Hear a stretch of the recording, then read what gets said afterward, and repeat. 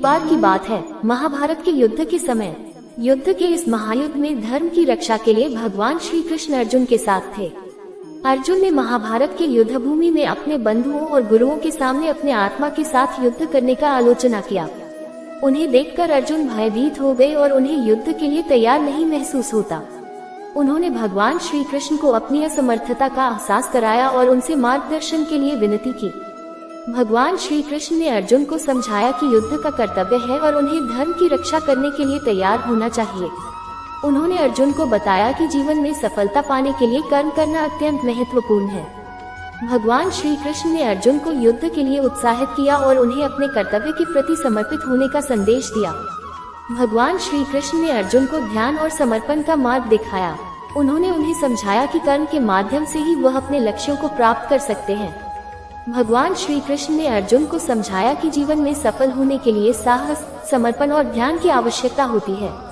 इस युद्ध में भगवान श्री कृष्ण की मोटिवेशनल कहानी ने अर्जुन को उनके कर्तव्य के प्रति समर्पित कर दिया और उन्हें युद्ध के लिए तैयार कर दिया।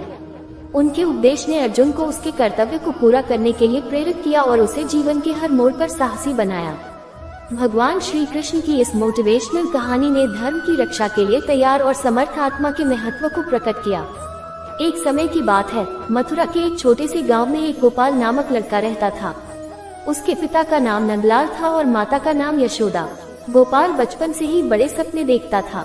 उसका सपना था कि वह एक दिन अपने गांव को और पूरे देश को बड़ा बनाएगा। गोपाल की सोच बहुत ही अलग थी। वह हमेशा अपने आप को बेहतर बनाने की कोशिश करता था।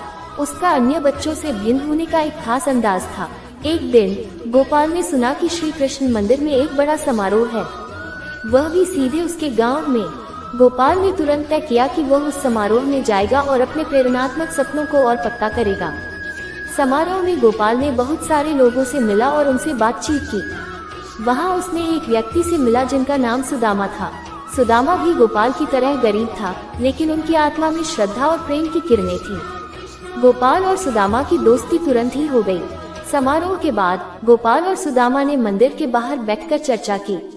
सुदामा ने अपने दिल की बात कही कि वह अपने गरीबी के कारण कभी भी श्री कृष्ण के सामने जाने की हिम्मत नहीं कर पाता है। गोपाल ने सुदामा को संबोधित किया, सुदामा, गरीबी को एक बाधा मानने की बजाय उसे अपने लाभ का एक अवसर मानो। हर मुश्किल का सामना करके ही हम बड़े बनते हैं। सुदामा ने गोपाल के शब्दों को गहराई से समझा और वह तत्काल ही अपने गरीबी को एक अवसर मानने लगे। कुछ समय बाद सुदामा ने अपने अच्छे दोस्त गोपाल के साथ एक और यात्रा की। इस बार वे श्री कृष्ण के द्वार पर पहुंचे और एक मिठाई के डिब्बे को लेकर उनके पास गए। सुदामा ने हार्दिक भाव से उस मिठाई के डिब्बे को श्री कृष्ण को दिया। वह अपनी गरीबी के बावजूद श्री कृष्ण की प्रेम और श्रद्धा में लिप्त था। एक बार की बात है, मथुरा के गांव में एक छोटा सा बच्चा नामक्रमण था। उसके पिता एक गोपालक थे और वह भी गोपालक बनना चाहता था। वह हमेशा गायों के साथ बैलों को देखकर खुश होता था और उनके साथ खेलने के लिए उत्सुक रहता था। नामक्रमण के पिता ने उसे संगीत की शिक्षा दी और उसने बहुत जल्दी ही वीणा बजाना सीख लिया। उसका स्वप्न था कि वह भगवान कृष्ण के समीप जाकर उनके साथ गोपियों के साथ रासलीला में भाग ले। जब नामक्रमण बड़ा हो गया तो उसने अपने पिता को अपनी इस इच्छा के बारे में बताया। पिता ने उसे बताया कि उसकी इस इच्छा को पूरा करने के लिए उसे बहुत मेहनत करनी होगी और उसे भगवान कृष्ण के प्रति पूरी श्रद्धा और निष्ठा रखनी होगी। नामक्रमण ने अपने पिता के उपदेश का पालन करते हुए कठिनाइयों का सामना किया और अपने सपने को पूरा करने के लिए मेहनत की। उसने रोज अपनी रियाजत की, संगीत का अभ्यास किया और भगवान कृष्ण के नाम का जप किया। एक दिन भगवान कृष्ण ने उसकी मेहनत को देखा और उसकी इच्छा को पूरा करने के लिए अपना आशीर्वाद दिया। उन्होंने उसे रासलीला में अपने साथ भाग लेने का अवसर दिया। नामक्रमण ने भगवान कृष्ण के साथ रासलीला में भाग लिया और उसका सपना साकार हो गया। उसकी मेहनत, श्रद्धा और निष्ठा ने उसे उसके सपने की प्राप्ति में सफल बना दिया। इस कहानी से हमें ये सीखने को मिलता है कि